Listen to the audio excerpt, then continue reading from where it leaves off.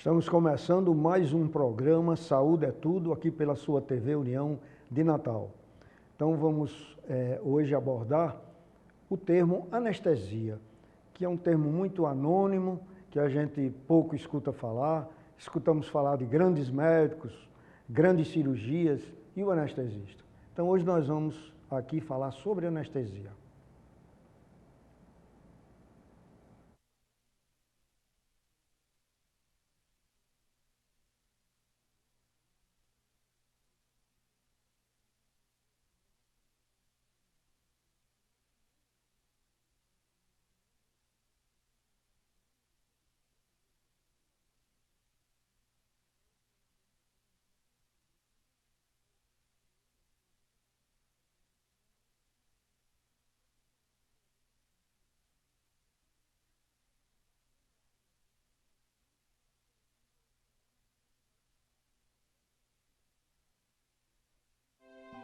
As descobertas e invenções médicas transformaram a vida de várias civilizações, tornando-a possível com menos sofrimento e por muito mais tempo.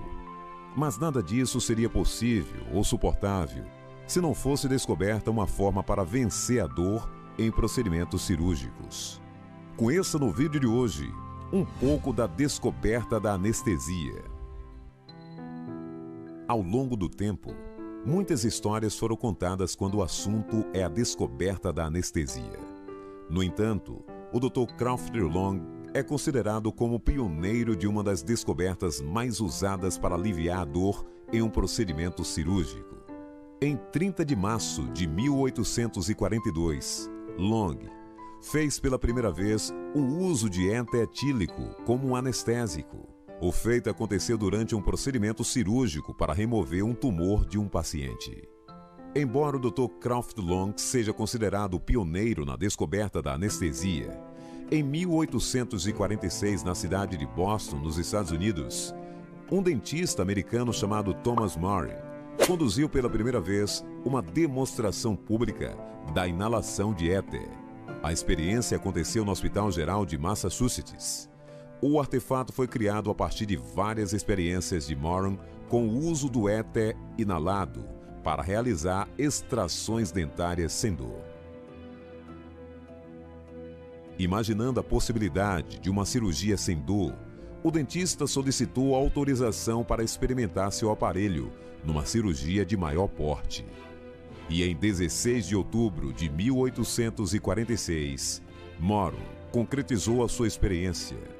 Ao lado do cirurgião John Collins, o dentista anestesiou um paciente e o Dr. John removeu com sucesso e sem dor um tumor do pescoço de um jovem de 17 anos de idade. Após ser informado do feito, o médico e escritor Dr. Oliver Wendell sugeriu a Moran que o nome do procedimento fosse batizado de anestesia, devido ao estado em que o paciente se encontrava durante a cirurgia. Thomas Moran, em suas pesquisas, sempre buscou estudar formas de fazer o uso de um anestésico que ajudasse no controle da dor, sem risco algum aos que utilizavam. O dentista consultou um professor de química, que lhe sugeriu o uso do éter sulfúrico. Os resultados foram tão profícuos quanto a certeza de que a ciência médica dava um gigantesco passo na direção da construção de mais um importante paradigma. Ao longo dos anos, a medicina vem se aperfeiçoando e nos dias de hoje, há 3 diferentes tipos de anestesia. A anestesia local corresponde ao bloqueio reversível da condução nervosa, determinando a perda das sensações sem alteração no nível de consciência. Essa anestesia é indicada para operações simples, que envolvem pequenas áreas. Anestesia regional é aplicada em determinadas regiões do corpo, através da injeção em uma determinada área nervosa, insensibilizando a região do qual foi aplicada. A anestesia regional mais usada é a raquidiana e também a epidural. A anestesia geral injeta na veia os medicamentos que induzem o paciente ao sono para garantir que ele não tenha consciência, ficando completamente inconsciente e com ausência de qualquer reação ao toque. Embora a anestesia seja um procedimento bastante seguro, vale ressaltar que existem alguns riscos. Entretanto, alguns desses riscos dependem do tipo de cirurgia. Nós vimos aí uma apresentação que mostra assim, todo o transcurso, né, das coisas que acontecem em medicina. Hoje em dia a gente deita-se numa cama ou senta-se numa cadeira de dentista e faz uma série de procedimentos e sai de lá sem sentir absolutamente nada. E o grande artista é o profissional, né, que trabalhou. Por trás disso, trabalhando realmente por trás da cortina, está o anestesista. Que essa é a finalidade hoje da gente ter vindo aqui com a doutora Arabella, para mostrar assim a opinião dela sobre a anestesia. Ela que foi a Arabella Brito Mourão, ela é graduada pela Faculdade de Medicina de Juazeiro do Norte. Tem residência médica na Casa de Misericórdia de Ribeirão Preto e ela tem uma atuação assim muito ampla no trabalho dela, né? Anestesia do trauma, inclusive na urgência e emergência, né? Também lá do Valfredo Gugel, faz anestesia lá conosco em oftalmologia e faz anestesia na ressonância magnética lá na Liga. Vocês sabem que muitas vezes a gente se deita lá para fazer um raio-x, que parece uma coisa simples, mas algumas pessoas não suportam fazer a ressonância magnética. Atrapalha, porque se mexer não funciona. E então, mais uma vez, está ali o anjo da guarda. Doutora Arabella, obrigado por ter aceito o convite nosso. Muito obrigada. De ter vindo aqui. E eu gostaria que você nos dissesse assim alguma coisa da sua especialidade, né? Como foi que você, na faculdade de medicina, assim, optou por fazer anestesia? Muito bem, é uma pergunta muito boa, né? Hoje a gente vê um interesse cada vez maior dos alunos já na fase de escolha da especialidade e optarem por anestesia, e eu acredito que tenham diversos motivos, né? Mas na minha época não tinha tanto interesse, né? Hoje a gente vê turmas de 50, 60, 8 alunos escolhem. Na minha época não tinha isso, eu acho que eu fui a única que escolhi e inicialmente eu pensava em fazer clínica médica. Gostava muito do contato com o paciente, queria esse cuidado, né? Mas por sugestão de um amigo, ele sugeriu a anestesia como uma especialidade que eu iria ter esse contato com o paciente, iria ter resultados mais diretos. E eu não tinha tido tanto interesse durante a faculdade, é tanto que eu não fiz nenhum estágio, nenhum curso assim à parte para conhecer, mas resolvi fazer a inscrição, né? E aqui em Natal eu fiz para a clínica médica, me matriculei, passei na residência e lá em Ribeirão Preto me inscrevi na Santa Casa. Quando saiu o resultado do concurso eu tinha ficado muito bem colocada e isso me encheu muito os olhos, né? E aí eu fui me aconselhar com outras pessoas e uma tia minha me aconselhou naquele momento. E graças a Deus eu optei por anestesia. Já nos primeiros meses de residência eu vi que realmente a escolha tinha sido certa, né? Porque quando a gente vê de fora, muitas pessoas pensam que por ser um contato momentâneo com o paciente, né? Você não ter aquele contato ao longo do tempo, acha que é uma coisa que você não consegue se envolver, que você não consegue ter tanto entendimento sobre a vida do paciente, sobre tudo aquilo. E para mim foi muito gratificante ver que a gente pode oferecer um cuidado, por mais que seja um cuidado de forma rápida, muitas vezes, mas que você vai aliviar a dor, que você vai ter contato com diversas especialidades clínicas e cirúrgicas. Então, é uma terapia intensiva, né? Então, eu tive contato com a clínica médica de verdade também na anestesia. Para mim foi muito gratificante. E hoje, principalmente, eu vejo que realmente foi um presente de Deus, porque a minha especialidade hoje me deixa completamente realizada. Porque, como eu falei, eu digo que eu considero não só uma profissão, mas um ministério. É uma coisa que Deus me deu como eu poder alcançar a vida de pessoas ali, trazer calma, trazer a tranquilidade, aliviar a ansiedade e principalmente a dor. Então, para mim, realmente foi muito gratificante ter feito essa escolha. É muito interessante o porquê, né? Da gente, quando entra numa faculdade, escolher a especialidade que vai fazer, né? E aí tem a sua história. É engraçado, a anestesia, eu até no começo ali coloquei também analgesia, né? Porque os analgésicos, eles começam a fazer um trabalho do anestesista, né? Porque na própria sigla nossa de medicina, tem assim, sedarem dolorum opus divinus est, ou seja, sedar a dor é divino. Mas tem umas letrinhas pequenininhas lá embaixo, dizendo assim, primum non nocere, quer dizer, cuidado para não fazer mal. Exato. Porque o sintoma do paciente, na clínica médica, é que orienta se o paciente tem alguma coisa e se com a nossa atuação, se ele está melhorando ou não. Se eu der um analgésico, eu perco esse viés. Exatamente. Então me preocupa muito hoje, na maioria das... Assim, a gente que está dentro da faculdade de medicina, ensinando ainda, a gente nota assim que sempre tem que tirar logo a dor do paciente, porque ele não suporta ter a dor. E você às vezes perde o acompanhamento da coisa, né? Perfeito. Então, como eu vi ali no introito, quando eu coloquei, quando me formei, ainda tive muita cirurgia que o colega anestesista usou o éter. Eu só fiquei com dúvida se era o éter sulfúrico ou o éter que falaram lá. Depois, na transcorrer, você vai me informar. Mas eu gostaria de saber assim, eu e nós outros que estamos assistindo aqui o programa, porque no nosso programa aqui, Arabella, nós temos estudantes de medicina que muitas vezes na faculdade o esquema de aulas passa por cima de uma série de coisas. Sim. Até porque você pode hoje estimular algum estudante de medicina a seguir Amém. A anestesiologia. E é preciso a gente ter uma história para isso. Isso. Aos colegas médicos de outra especialidade, né, também, tem muito colega médico que não é cirurgião e ele às vezes não mantém muito contato com essa parte médica, né, que é a cirurgia. E as pessoas em geral, que normalmente as pessoas têm medo da anestesia. É verdade. Quando a anestesia é fundamental para ele, mas às vezes a cirurgia, não vou fazer agora, eu tenho medo da anestesia. Então, me fale um pouco sobre os tipos de anestesia. Perfeito, perfeito. Então, assim, basicamente, a gente pode dividir em 3 tipos, certo? A anestesia geral, como já foi falado no vídeo também, que é a anestesia onde você tira os sentidos do paciente, né? O paciente tem aquele sono induzido pelo anestésico, pelas drogas.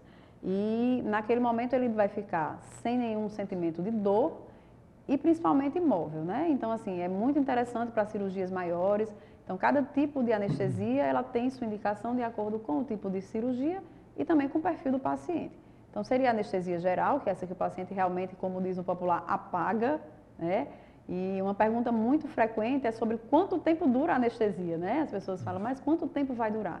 Então, a anestesia, ela dura o tempo que o procedimento vai exigir, né? Então, o anestésico ele pode ser feito repetidas vezes durante o procedimento e dura o tempo que durar o procedimento. O segundo tipo, bem comum e bem popular também, é a anestesia regional, que é a mais popular entre elas, é a raquianestesia e a peridural, onde você injeta o anestésico em uma determinada região do corpo, que no caso da raquia e da peridural é na coluna vertebral, né? Para você atingir o espaço subaracnoide e banhar as meninges, a medula do paciente, e ali vai dar uma anestesia em determinada região do corpo, que geralmente do abdômen para baixo. Então, vão servir para cirurgias que estejam realmente nessas localizações. Ou anestesia local, que é uma anestesia mais simples, ela nem sempre vai ser administrada pelo anestesista, pode ser também pelo próprio cirurgião ou pelo dentista, e vai ser exatamente na área onde vai ser realizado o procedimento. Então, basicamente, são esses 3 tipos de anestesia. Normalmente, em oftalmologia, a maioria das cirurgias, a gente não depende, inclusive, da anestesia geral, mas é a tranquilidade do anestesista estar próximo, porque, veja bem, tem paciente que logo pergunta, o senhor vai me operar, mas eu preciso de uma anestesia? De qualquer maneira, sim, porque o olho é uma sensibilidade. Perfeito. Se você ficar com o olho aberto muito tempo, só o vento lhe incomoda, você avalia, você cortar e tal. Então, realmente precisa da anestesia. Mas o importante do cirurgião oftalmo com o anestesista é a tranquilidade. Exatamente. De eu poder me concentrar no que eu estou fazendo sem estar preocupado se o paciente está respirando, se o coração está batendo direito. Enfim, são essas coisas que fazem com que a anestesia seja fundamental. Agora, uma coisa assim que acontece, vocês que estão assistindo o programa aí vão ver que eu tenho razão. Muitos de vocês que estão assistindo o programa aí já fizeram cirurgia. Vocês se lembram quem foi o anestesista? A gente se lembra do nome do médico e tal, mas o anestesista a gente não se lembra. Agora, eu pergunto, uma coisa importante que às vezes o paciente me pergunta.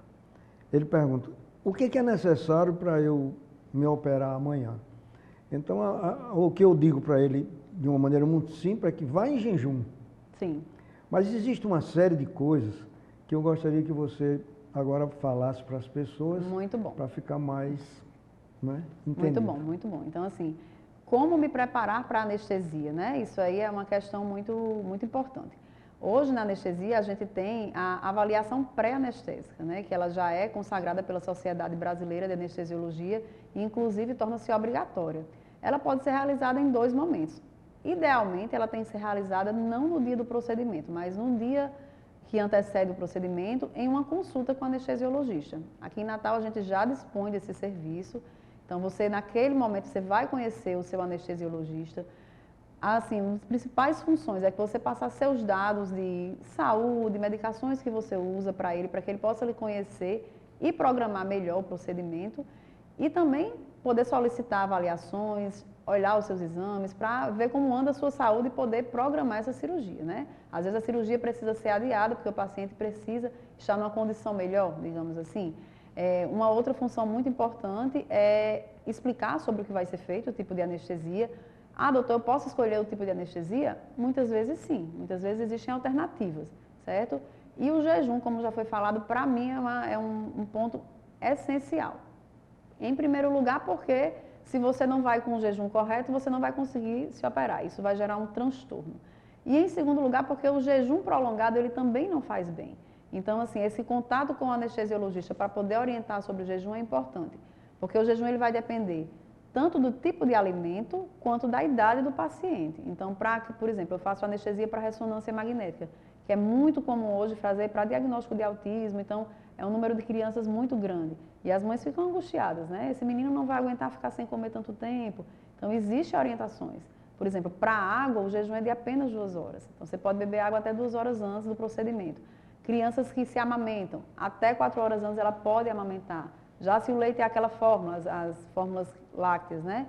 Você tem só 4 horas, 6 horas de jejum. Então, dependendo do tipo de alimento, você vai reduzir ou aumentar esse jejum.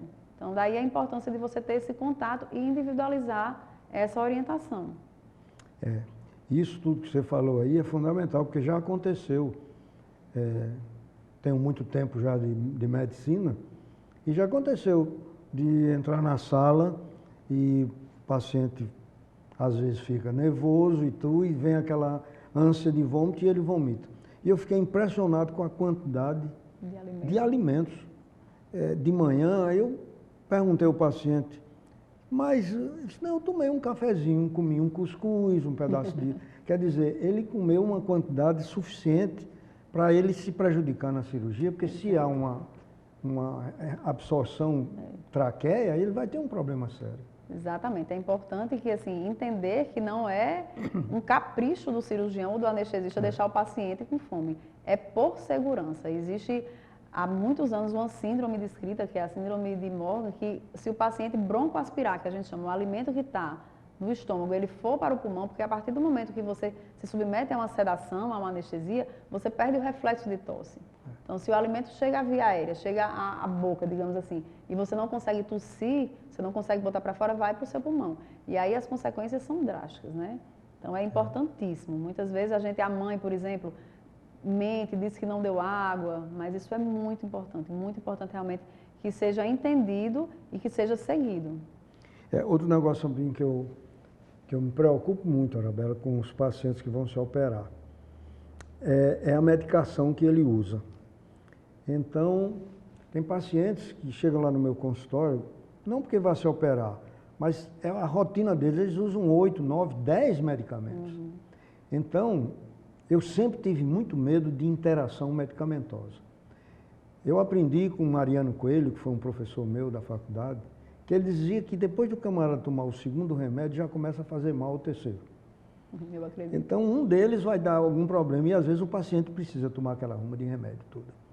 Então, aí, seria interessante você nos dizer aqui qual seria, assim, o medicamento que ele poderia tomar, sim, ou que deveria tomar, e aqueles que ele devia participar ou falar na hora para o anestesista. Que, por exemplo, naquela cirurgia nossa anterior, a paciente, simplesmente porque disse eu vou ficar nervosa, ela tomou uma medicação bem válida, que quase que ela não acordava de manhã. Quer dizer, quando amanhece o dia, não diz nada, vai para uma cirurgia e lá é colocado um sedativo, uma coisa, há uma somação. Isso. Então, eu queria que você fizesse alguns comentários sobre medicamentos que o paciente usa e como ele deve se comportar quando tiver com o anestesista. Perfeito, perfeito. Assim, a princípio, as medicações que chamam mais atenção em relação à suspensão são os anticoagulantes, né? Aquelas medicações que popularmente são ditas que afinam o sangue, né?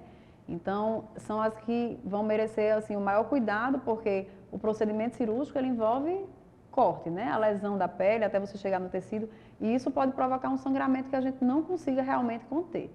Então, se o paciente faz uso de anticoagulante, ele precisa ser informado. O AS, que é o mais popular, que é o mais comumente usado para doenças coronarianas, né, para quem teve infarto, ele hoje já não é tido como uma medicação de risco para sangramento. Então, assim, é até mais arriscado muitas vezes o paciente parar o AS do que continuar tomando, porque corre o risco de ter alguma lesão coronariana, de ter algum evento no decorrer do procedimento. Mas alguns outros medicamentos não, né? Existem uma série de anticoagulantes hoje bem modernos, né? Tem vários nomes, tem o Clexane, que é bem comum. Agora no Covid a gente viu, né, cada vez mais o nome de Xarelto, né? Então isso aí tem que ser individualizado caso a caso e tem que ser realmente repassado. Outra medicação importantíssima são as medicações hipoglicemiantes, as medicações de diabetes. Quando a gente tem visto que o paciente vai ficar em jejum de pelo menos 8 horas, então medicações hipoglicemiantes e a própria insulina, ela precisa ser suspensa no dia do procedimento. Tomar só até o dia anterior, tendo em vista esse jejum. Quando o paciente vai se submeter ao procedimento, se o paciente é diabético, como rotina é feito um teste de glicemia, né, o teste de glicemia capilar, e a gente vai detectar se precisa fazer algum ajuste ou não, certo? Medicações para o coração, medicações para a pressão, geralmente a gente indica que seja tomada, porque geralmente o paciente vem com um pouco de ansiedade, né? Eu falo que ir ao centro cirúrgico, ir para uma cirurgia não é como ir ao shopping, né? Então gera um certo grau de ansiedade e a pressão tende a subir, então é importante que ele tome realmente essas medicações. Outras medicações, como vitaminas, algumas outras medicações que não são tão para doenças tão importantes assim, a gente prefere que não seja usado, né? Até porque você vai precisar de um pouco de água para tomar e isso, de certa forma, vai quebrar o jejum. Então, seria mais ou menos isso, basicamente essas medicações. Então, como vocês viram, como é importante, tanta coisa que a gente precisa ter preocupação, mais do que ter medo da anestesia ou da cirurgia. Os cuidados são sem problemas, nós vamos falar isso aqui no transcorrer da nossa conversa. Vamos fazer um pequeno intervalo, terminamos o primeiro bloco e voltaremos dentro de 1 minuto.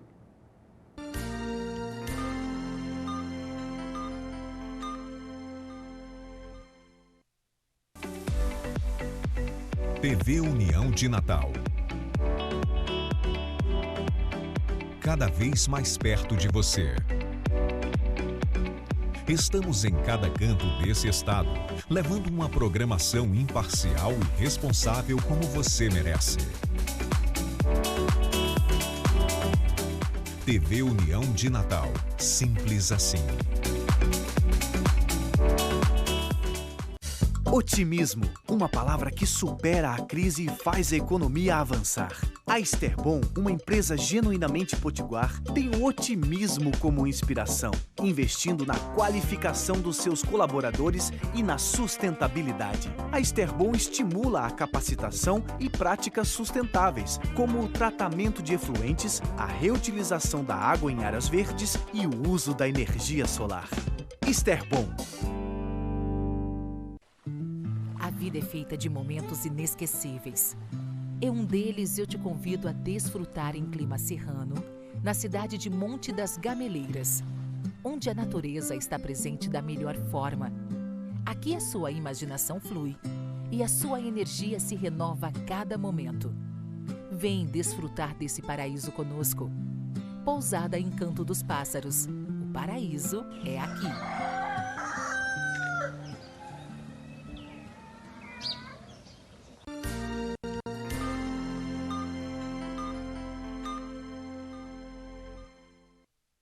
Voltando com o segundo bloco do programa Saúde é Tudo, hoje estamos falando sobre anestesia. E estamos aqui com a doutora Arabella, que é anestesista, trazendo a experiência dela aqui para que sirva para mim, para meus colegas, meus estudantes da faculdade e o povo em geral. Vejam só, quando você se deita numa sala de cirurgia, para fazer qualquer tipo de cirurgia, você lembra que você está ali com uma pessoa vendo tudo que se passa, o seu coração, na sua respiração, tudo que... Você está muito bem cuidado. É como às vezes, não é bom você estar numa UTI, mas quando você está numa UTI, você está sendo muito mais bem cuidado do que quando você está dentro do hospital, num apartamento. É bem verdade que lá no apartamento você está com seus amigos, seus famílias, mas se acontecer um problema, você estando mais próximo desses aparelhos, com profissionais que sabem utilizar, é muito mais seguro. Então, uma sala de cirurgia, o próprio cirurgião, quando ele pode dispor de um anestesista, é muito bom. E você, cliente, você paciente, quando você se deitar numa mesa e tiver um anestesista perto, você fica tranquilo, porque isso se ajuda, porque é muita tensão quando se deita para a gente fazer uma cirurgia, e isso atrapalha muito, tanto o cirurgião, como também o seu próprio organismo. Quantos pacientes se deitam lá para fazer uma cirurgia de catarata, são normotensos e sem nada, sem coisa nenhuma, passa a pressão de 22 por 15, 16, quer dizer que às vezes a gente tem até que parar a cirurgia um pouquinho, conversar com o paciente, porque nesses momentos, muitas vezes, uma palavra funciona melhor até do que a medicação. Então, por isso que eu digo, eu acho muito interessante, às vezes eu noto a doutora Arabella, quando está lá na cirurgia, que o paciente se mexe um pouco e ela toca no paciente. É muito bom a gente saber que tem uma pessoa perto. Então, doutora Arabella, fale alguma coisa sobre por que isso, por que você é assim. Cada pessoa é de um jeito, né? Então, se você tem alguma história que fez você achar que isso funciona, eu uso muita palavra, senão não faria psicanálise. Psicanálise realmente é uma especialidade que eu faço além da oftalmo, e que eu utilizo a palavra. A palavra é, às vezes, mais importante do que o medicamento. É verdade, é verdade. Eu digo, como eu já falei anteriormente, que eu considero até um ministério, né? A gente fala que Deus realmente me presenteou com essa especialidade, com essa área de atuação, porque, primeiro que as pessoas que chegam até mim, elas chegam nessa carência, né? Dessa atenção, desse cuidado, né? Principalmente lá na oftalmologia, a gente tem muito contato com pessoas idosas, né? Cirurgia de catarata, geralmente o paciente é mais idoso, então, tanto a ansiedade pelo procedimento que você vai se submeter, porque a visão é um sentido muito nobre, né? Existe essa ansiedade, como também o medo, né? São pacientes que às vezes têm algumas doenças, algumas comorbidades, e a gente percebe que você falar, você dizer que vai dar tudo certo, explicar como vai ser o procedimento, porque um dos grandes motivos do medo é a falta do conhecimento, né? Eles não sabem o que vai acontecer. Para o senhor ter uma ideia, a gente faz anestesia com bloqueio oftalmológico, às vezes para pacientes nos mutirões do SUS, que a gente chama, geralmente a anestesia não é só uma sedação, né? E existia um mito no hospital que eu trabalho, que eles diziam que, doutor, é verdade que a senhora vai arrancar o meu olho com a chave de fenda e depois botar dentro de novo? Então, a falta de conhecimento, ela gera esse medo, né? E as pessoas, elas não se preocupam em espalhar essas coisas, né? Às vezes você teve uma experiência muito ruim e você sai espalhando aquilo ali.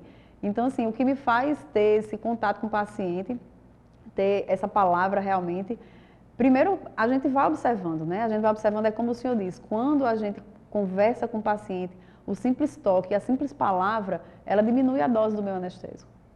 Eu, às vezes, chego a fazer doses muito menores quando a gente sente que tem essa empatia, tem esse cuidado. Esse paciente se abre, esse paciente conversa, então, a gente não mexe no que está dando certo, né? Então, esse contato, e para mim também é uma troca, né? É muito gratificante.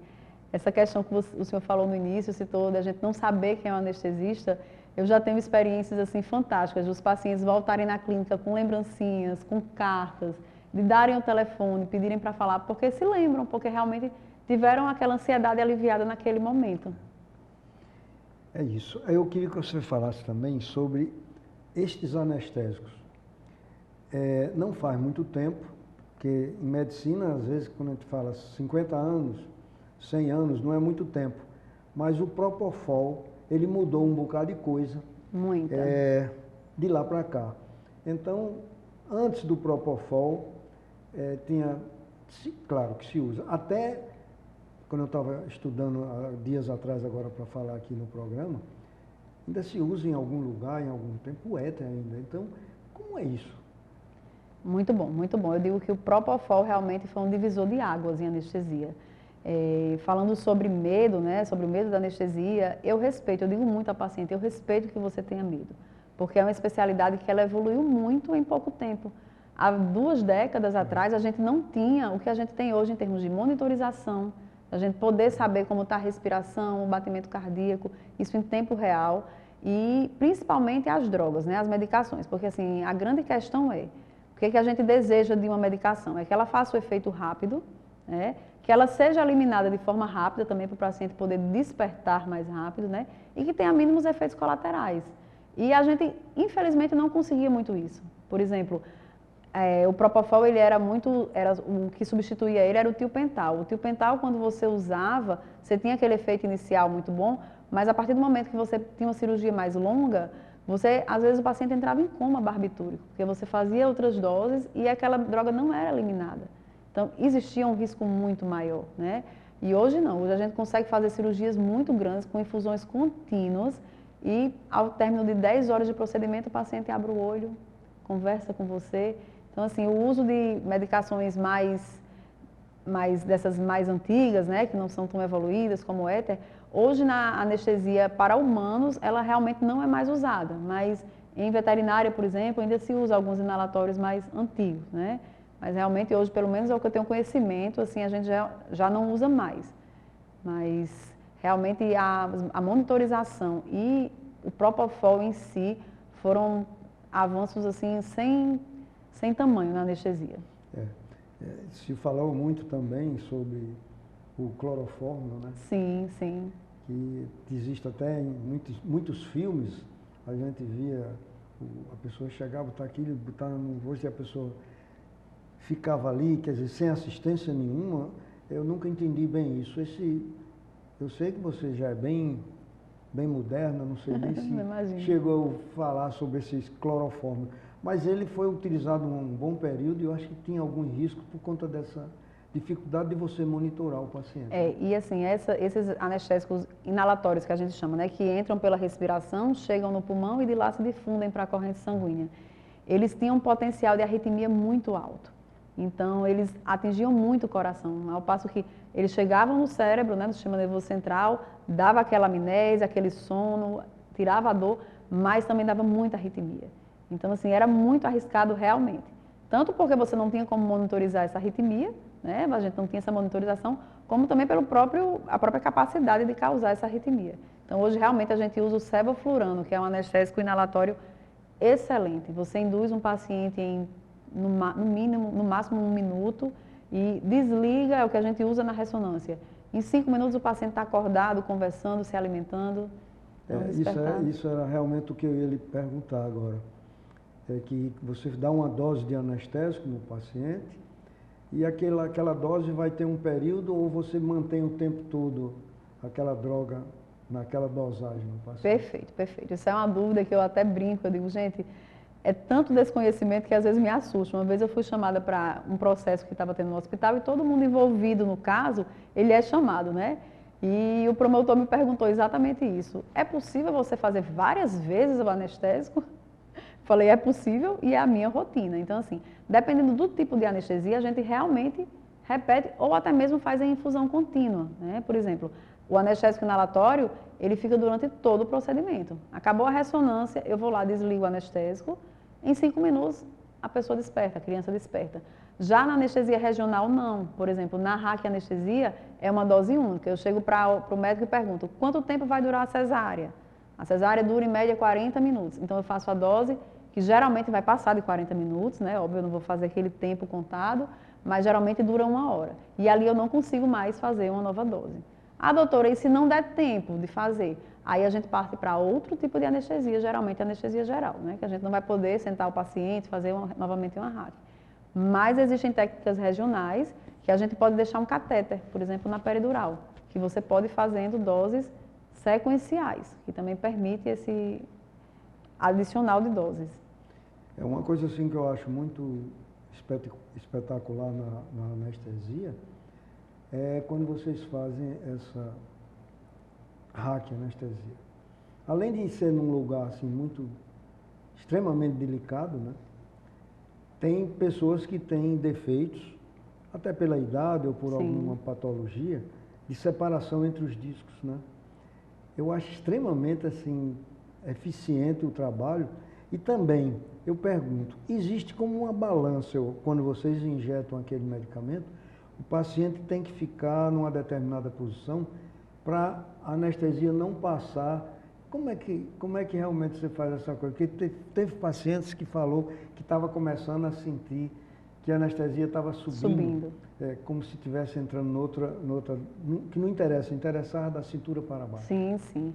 O nível que essa anestesia vai subir é como eu lhe digo, a gente não injeta a medicação na parte óssea, né? Na coluna, a gente acessa entre uma vértebra e outra e nosso alvo é atingir o espaço subaracnoide, que é onde banha aquele espaço que está a medula, né? Que está os nervos.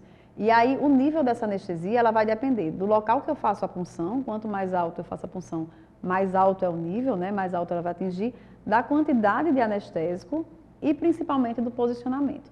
Na hora que a gente deita o paciente, se a gente faz a posição de Trendelenburg, né, que é aquela posição que fica com as pernas mais altas do que a cabeça, a anestesia vai tender, aí a gente chama mais cefalicamente, né? É muito comum na grávida, quando a gente vai fazer anestesia para RAC, essa sensação, porque como tem um volume abdominal muito alto, esse espaço subaracnoide ele é comprimido, então o anestésico ele tende a subir mais. Mas quando retira o bebê, rapidamente o paciente já está bem. Então, por mais que a gente esteja monitorizando, vendo que a frequência está normal, saturação normal, elas ficam, eu não estou respirando, porque existe a sensação, né? Mas tem como a gente realmente dosar o nível que irá ficar. Muito bem. E histórias? Qual é a história assim que você conta que lhe dá assim, o direito de sentir o trabalho que você faz? As histórias são muitas histórias, assim. Para mim, o que mais me sensibiliza no meu trabalho hoje é trabalhar na liga, nessa parte de ressonância, de radioterapia, que eu trabalho com pacientes com câncer, né? E as crianças com câncer são as histórias do geral, não é nem em si da anestesia, né? Mas o vínculo que a gente cria com aquelas crianças, e eu digo assim, Deus me abençoou muito na minha profissão, porque eu digo, sendo médico já, eu digo que não tem como a pessoa não crescer. Quando a pessoa tem aquele coração fechado, quando é aquele médico mais fechado, eu digo, meu Deus, como essa pessoa não consegue ser alcançada? Porque você trabalha com sofrimento todos os dias. As pessoas que chegam até você, elas chegam com doenças. Ninguém vem ao médico porque está bem, né? Então, lá na liga, com as crianças, eu vejo aquelas famílias com crianças pequenas mesmo, 2, 3 anos com câncer, que a criança desperta de uma anestesia, tão feliz porque vai comer uma bolacha creme crack com suco, tão feliz quando quebra aquele jejum, que isso para mim transforma a minha vida, realmente transforma. Então assim, é dia a dia. Às vezes eu faço uma ressonância que dá o diagnóstico de um tumor na criança, aí a criança está com um tumor cerebral. Eu sempre vou para a mãe, eu sempre falo, quando a gente tem esse diagnóstico, eu sempre me antecipo com isso aí. E aí a criança fica voltando para fazer os controles ou mesmo a radioterapia. E isso para mim, quando a gente vê assim, como aquelas famílias são tocadas e às vezes as histórias de cura. Eu tenho um contato com mães até hoje que os filhos são curados de câncer, que para mim só me engrandecem como pessoa, assim, só me fazem crescer, sabe? Como pessoa, como ser humano, e dar valor às pequenas coisas. A gente vai valorizando cada vez mais, né? Digo que nesse ponto Deus foi muito generoso comigo, muito generoso. Eu gostaria da gente também falar sobre algumas coisas de efeitos colaterais. Porque tudo em medicina, quando é medicina mesmo, tem dose, tem cura, tem efeitos colaterais. Se uma droga não tem efeitos colaterais, também ela não tem muita história de cura. Serve para tudo, não serve para nada. Verdade. Então, como vocês tiram realmente do paciente? Naquele momento ele está desacordado, né? Quer dizer, as funções deles vitais continuam, mas ele desaloja do pensamento e sensação, é um risco. Então, como é que você atua ali para saber que o paciente... Tem uma história que, quando a gente fala em iridologia, que às vezes eu dou umas aulas de iridologia aos meus pacientes, e eu digo assim, que todo anestesista, ele é um iridólogo. Ele faz iridologia sem saber o que está fazendo. Porque eu me lembro, assim, nas cirurgias mais demoradas, que hoje também são bem mais rápidas, você vê hoje que a gente faz uma cirurgia de catarata rápida. Mas a primeira cirurgia de catarata demorava muito tempo, a gente costurar, Verdade. etc. Então, eu notava assim que o anestesista, ele quando começava a anestesia, ele olhava muito para o olho do paciente. E eu perguntava a ele, o que você está vendo aí? Ele disse, não, porque quando a pupila dilata, eu estou assim, quando ela fica pequenininha, porque eu cheguei no máximo, quando ele está voltando. Vocês ainda usam isso? Existe, chamam os planos de Guedel, né? Quando a gente, principalmente quando a gente faz a indução inalatória. Então, principalmente na criança, né? O olho sobe, o olho diverge, depois o olho converge. Isso é muito importante na extubação. Quando a gente faz anestesia geral em criança, a gente fala sobre os planos anestésicos. Ou você tira o tubo com a criança ventilando e num plano profundo, ela está ainda muito sedada, ou então você vai tirar o tubo com a criança já fora daqueles planos. Porque quando a criança está na transição entre um plano e outro, está com o olhinho subindo, descendo, ela está, vamos dizer assim, mais sensível. Se você fizer um estímulo muito brusco, como a retirada do tubo, às vezes a criança faz uma complicação muito grave, como o fechamento das vias aéreas.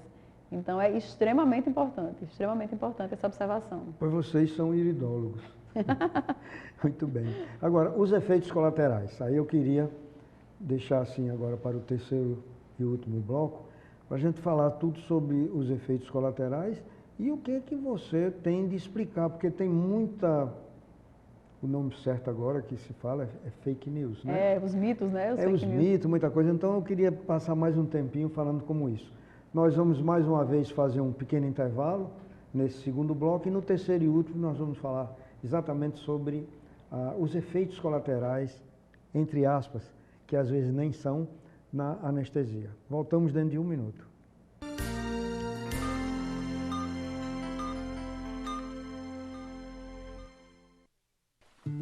A vida é feita de momentos inesquecíveis. Em um deles, eu te convido a desfrutar em clima serrano, na cidade de Monte das Gameleiras, onde a natureza está presente da melhor forma. Aqui a sua imaginação flui e a sua energia se renova a cada momento. Vem desfrutar desse paraíso conosco. Pousada Encanto dos Pássaros. O paraíso é aqui.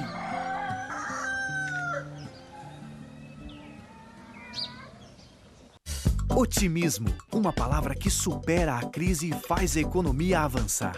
A Esterbom, uma empresa genuinamente potiguar, tem o otimismo como inspiração, investindo na qualificação dos seus colaboradores e na sustentabilidade. A Esterbom estimula a capacitação e práticas sustentáveis, como o tratamento de efluentes, a reutilização da água em áreas verdes e o uso da energia solar. Esterbom. TV União de Natal. Cada vez mais perto de você. Estamos em cada canto desse estado, levando uma programação imparcial e responsável como você merece. TV União de Natal. Simples assim.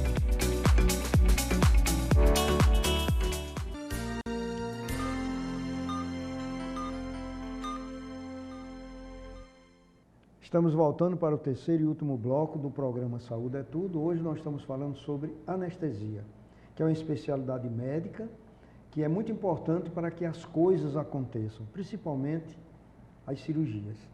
Então, doutora Arabella, nós estávamos comentando aqui os efeitos colaterais da anestesia. Se uma pessoa que está sendo tratada por qualquer um médico, e ele prescreve uma medicação para ela. O ideal é você perguntar a ele como deve tomar, etc. Mas se você for ler a bula, você não toma nenhum remédio. Porque tem muito mais contraindicação do que indicação. E na realidade eles fazem isso porque juridicamente, se você apresentar um problema, a indústria farmacêutica, eu botei lá dizendo que podia acontecer isso, ele está livre de algum outro problema. Mas às vezes aquilo nunca vai acontecer.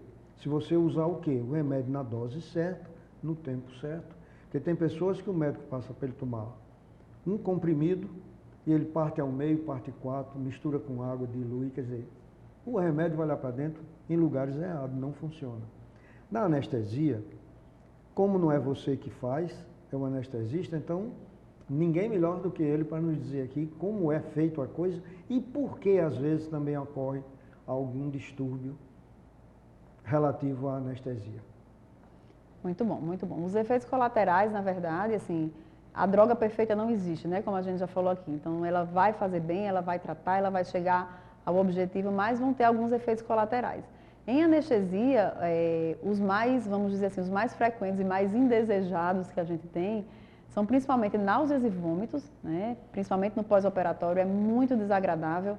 Existe uma pesquisa, eu fiz uma especialização de dor lá em Ribeirão Preto, quando eu acabei a residência, lá na USP, e a gente na época fez uma pesquisa sobre escala de dor, e a gente pesquisou com os pacientes o que eles mais, o que incomodava mais a eles. E nessa pesquisa a gente incluiu náuseas e vômitos. E assim, para nossa surpresa, náuseas e vômitos, ela estava empatada com dor pós-operatória. Então tinha gente que preferia sentir dor a vomitar no pós-operatório. Então é uma coisa que incomoda muito. Ela está relacionada a alguns procedimentos cirúrgicos. A história do paciente, ela pode nos indicar que ele vai ter mais propensão a ter náuseas e vômitos, como por exemplo, aquelas pessoas que enjoam quando viajam, né, que chama cinetose. E existem alguns fatores de risco para isso. E a gente vai poder fazer uma terapia antiemética, né, prévia, para que o paciente realmente ele não venha ter aquele efeito colateral. É muito importante que seja dito pelo paciente: doutor, eu tenho propensão, eu vomito com mais facilidade, ou na cirurgia anterior eu vomitei, porque a gente vai dizer assim, vamos caprichar nessa terapia. Isso é importantíssimo. E algumas cirurgias realmente, elas são prejudicadas com o vômito, como por exemplo a cirurgia de catarata. Você acabou de fazer uma cirurgia no olho, você vomitar realmente não é uma coisa desejável. Não é desejável. É terrível. É terrível. Outro efeito colateral, que não é bem um efeito colateral, mas é a dor pós-operatória, como eu já falei, né? Então o paciente ele sai de uma cirurgia e ele não deseja sair com dor, né? Então isso a gente tem que ficar muito atento para fazer a droga certa, para fazer a medicação certa, na dose certa, para que o paciente realmente tenha alívio, né? Outra complicação que não é tão frequente, mas é uma complicação, vamos dizer assim, famosa, é a cefaleia pós-RAC, que é aquela dor de cabeça depois de uma raquianestesia. Ela tem uma incidência maior em mulheres jovens e muito por isso acontece em pacientes que tiveram neném, né? É muito comum a gente ver pessoas que tiveram bebê relatar isso. Não é que seja frequente, mas geralmente quando tem esse estilo de paciente. E assim, a orientação é uma dor de cabeça que ela ocorre. Por que ela ocorre primeiro, né? Ao fazer a anestesia RAC, a gente penetra nesse espaço subaracnoídeo e faz um orifício, um pequeno orifício com agulha. Hoje a incidência é muito menor porque as agulhas são muito mais finas. Então, tem muitas pessoas que vêm com esse mito. Eu tenho muito medo de RAC porque dá dor de cabeça. Então, você ouviu falar no passado que alguém da sua família fez e teve essa cefaleia. Aí eu sempre explico. A agulha hoje é da espessura de um cabelo. É tão fina quanto um cabelo. Então, a probabilidade é muito menor, mas pode acontecer. Então, nesse orifício, o líquor fica vazando, né, que é esse líquido que banha o cérebro. E muitas vezes você tem aquela sensação de que o cérebro está sendo puxado para baixo. A característica dessa cefaleia é que ela piora quando o paciente se senta e ao deitar ela melhora. Então a orientação a princípio é você tratar com bastante líquido, repouso e analgésico, mas se não melhorar, realmente tem que procurar a ajuda médica, que existem alguns procedimentos que podem ser feitos, alguns bloqueios, procedimentos mais invasivos, mas que são realmente bem eficazes, né? Como acontece muito com o puérpero, as mulheres que pariram, é muito interessante o tratamento, porque você não vai conseguir ficar deitado, você tem um bebê para cuidar, para amamentar, então é muito interessante. Já que você tocou aí em agulha com fio de cabelo, a espessura de um cabelo, tem pessoas que, como tem os ditos populares, dizem, eu depois que tive Covid, não é? Aí começa a sentir uma série de coisas que sempre foi a Covid. Umas coisas são e outras não. E essas pessoas que falam, às vezes, que começa a cair o cabelo, depois da anestesia. Isso é mito ou é verdade? Muito bom. Mito, e assim, eu já escutei muito, né? A principal população que reclama disso são as mulheres e as mulheres mais jovens, porque eu acho que se preocupam mais com o cabelo, digamos assim. E aí é justamente isso. As puérperas, né, as mulheres que tiveram neném, elas geralmente reclamam muito dessa queda de cabelo.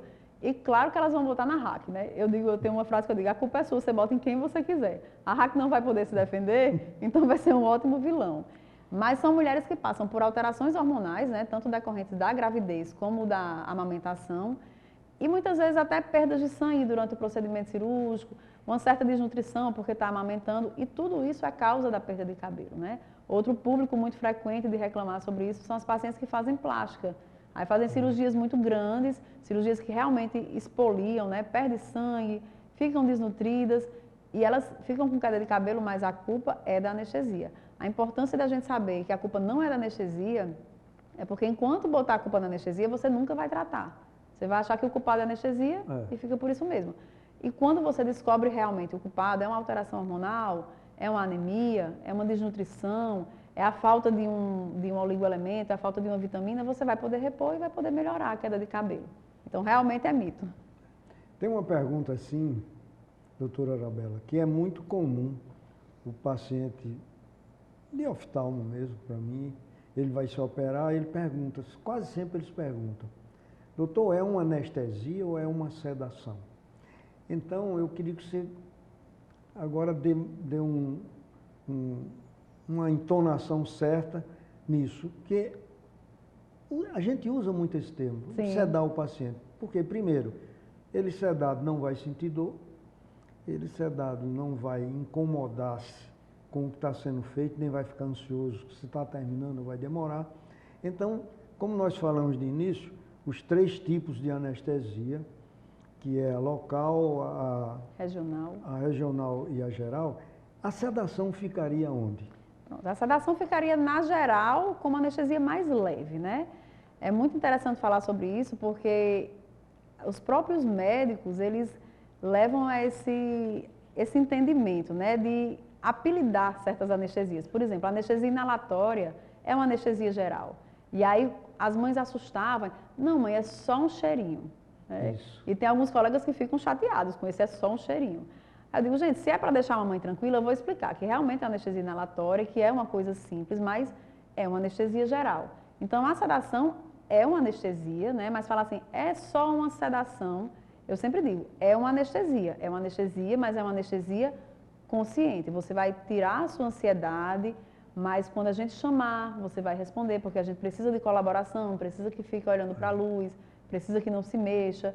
Então, é uma anestesia realmente. E por ser anestesia, isso é importantíssimo ressaltar, precisa dos cuidados de uma anestesia, principalmente o jejum. Porque às vezes o paciente vem para um procedimento, é um procedimento rápido, é só no olho e é só uma sedação. E menospreza o jejum.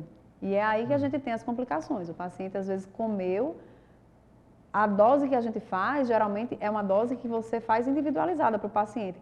Mas as pessoas respondem de forma diferente. Às vezes é um paciente que no dia anterior tomou um sedativo em casa e você faz uma dose pequena, ele seda muito se ele comeu. Então já tem complicações muito maiores.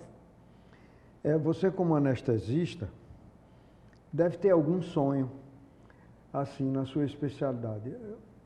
Eu vou explicar a você porque eu estou dizendo isso. Nós oftalmologistas temos um sonho de usar um colírio e o paciente não precisar se operar de catarata. Perfeito. É um sonho nosso, Sim. Mas não é um sonho da indústria médica. Sim.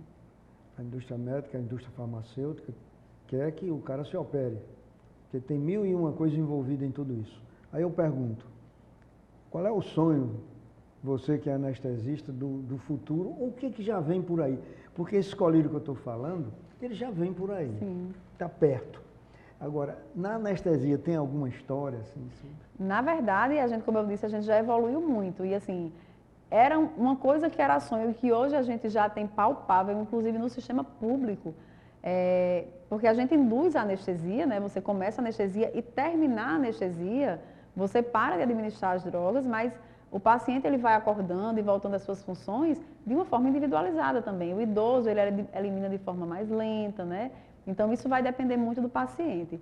e uma droga que revertesse completamente o efeito do que você estava fazendo. Seria como aquele botão de ligar e desligar, acabou. Porque a gente sabe que não é assim, né? Às vezes você faz uma cirurgia muito longa, uma cirurgia que o paciente sangra muito, você não consegue acordar o paciente, precisa mandar para a UTI, e ele vai ser acordado de uma forma mais lenta, né? Então seria isso. Hoje a gente tem uma droga que ela chama o Sugamadex, que ele reverte o bloqueio neuromuscular. Então a gente usa uma medicação para poder relaxar os músculos, o paciente ficar imóvel e fazer a ventilação de forma adequada, o cirurgião operar o abdômen de forma adequada. Quando acabava a anestesia, há tempos atrás, a gente ficava esperando o organismo eliminar aquela droga. E hoje não, hoje a gente tem uma droga chamada Sugamadex, que ela vem, ela se liga ao bloqueador neuromuscular e tira da fenda neuromuscular. E o paciente, na mesma hora, começa a respirar. A gente fala que é uma mágica. E é muito bacana. De um ano para cá, a gente está tendo no sistema público de saúde e tem sido assim, um avanço muito bom, muita segurança para a gente. Então, temos coisas boas por aí, né? Essa parte de anestesia, que eu digo, vocês, por exemplo, quando a gente vai fazer um exame mesmo de ressonância magnética, existem os contrastes que são altamente prejudiciais para o sistema renal. Sim. Eu pergunto, a anestesia tem isso também? Alguma coisa em relação à insuficiência renal? Não em relação a causar dano ao rim. Isso aí não existe. O que existe é drogas que são eliminadas pelo rim, e aí quando o paciente não tem a função boa, a gente precisa fazer a opção por outras drogas. Entendeu? Então, assim, mais drogas que afetem os rins, não. O que a gente tem muito comum que a gente administra, mas que não é um anestésico em si, são os anti-inflamatórios, né? Que a gente tem que ter esse cuidado, porque realmente você pode alterar a função renal do paciente. Mas em relação à anestesia... Pois é isso, doutora Arabella. Eu lhe agradeço muito ter vindo aqui ao programa. E eu passei esse tempo todo lhe perguntando coisas. E agora é o momento também de você dizer o que você quiser dizer, falar, informar mais alguma coisa, dizer alguma coisa que você gosta. O nosso programa aqui é aberto para todos os colegas médicos, para eles justamente dizerem o que eles acham, o que eles pensam, o que era necessário, o que seria bom. Por exemplo, você externou uma alegria em estar trabalhando num serviço público, quando você pode usar uma droga que você tem mais segurança. Isso é muito bom. Muito bom. Não é?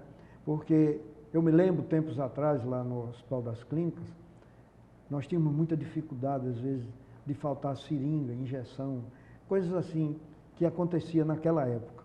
Aconteceu muito isso. E que, às vezes, os repórteres estavam lá só para ver quando a gente mandava o paciente comprar seringa, essas coisas, para não parar a cirurgia. E eles, às vezes, não entendiam a coisa, pensavam que a gente estava cobrando alguma coisa do paciente. Então, o médico sempre ele é o bode expiatório nessas coisas. E é muito bom quando a gente pode contar com um serviço de saúde que, apesar de ser gratuito, mas que você possa desempenhar a sua função de médica sem precisar de criar gambiarra, né? É verdade, é verdade. A gente ainda tem muito a evoluir na parte, principalmente no sistema público, né? Mas eu já me sinto, assim, muito bem assistida no que diz respeito às medicações, aos nossos aparelhos. Isso é muito bacana. E, assim, como uma mensagem geral, se eu puder deixar alguma coisa aqui para o público, o que eu queria dizer é assim, eu respeito o seu medo em relação à anestesia. Esse medo ele está relacionado ao desconhecimento e também, como eu falei, a nossa especialidade ela evoluiu muito em pouco tempo, então muitas vezes vocês não têm acesso ao nosso sucesso, somente aquelas histórias realmente de erros, né? Que realmente eram mais comuns antigamente. Mas a gente compara muito a anestesia a voos de avião, né? Os aviões, porque a gente faz milhares de anestesia todos os dias, é muito seguro, a gente não tem complicação, são profissionais extremamente capacitados. A gente faz 6 anos de medicina, 3 anos de especialidade em anestesia. Então, assim, a gente está apto a fazer anestesia e resolver os problemas quando eles acontecem. E raramente, realmente, temos complicações, né? Então, é muito seguro. Para aumentar essa segurança, essa confiança, estimular esse contato prévio com o anestesista é muito importante para tirar as dúvidas, para a gente poder planejar a cirurgia de uma forma mais assertiva, planejar essa anestesia e realmente ter essa segurança e ter realmente essa confiança entre paciente, cirurgião e anestesista, né? Que a gente tem esse triângulo realmente muito bem formado, porque muitas vezes o cirurgião fala uma coisa, o anestesista vem e fala outra e tem esse desencontro. Então, a gente poder ter esse encontro, eu queria estimular mais essa realização dessa consulta pré-anestésica aqui em Natal, porque a gente sabe que é uma coisa que ainda está engatinhando, mas você que é paciente, você solicita ao seu cirurgião, porque a gente realmente tem esse serviço aqui e é de extrema importância. Muito bem, gente. Obrigado por vocês terem passado esse tempo aqui conosco, nessa conversa bem informal, mas que trouxe muito conhecimento para todos nós. O programa Saúde é Tudo tem essa finalidade, trazer grandes profissionais para que você possa ter acesso a ele e tirar suas dúvidas. Muito obrigado, doutora Arabella. E obrigado a vocês todos e até o próximo programa.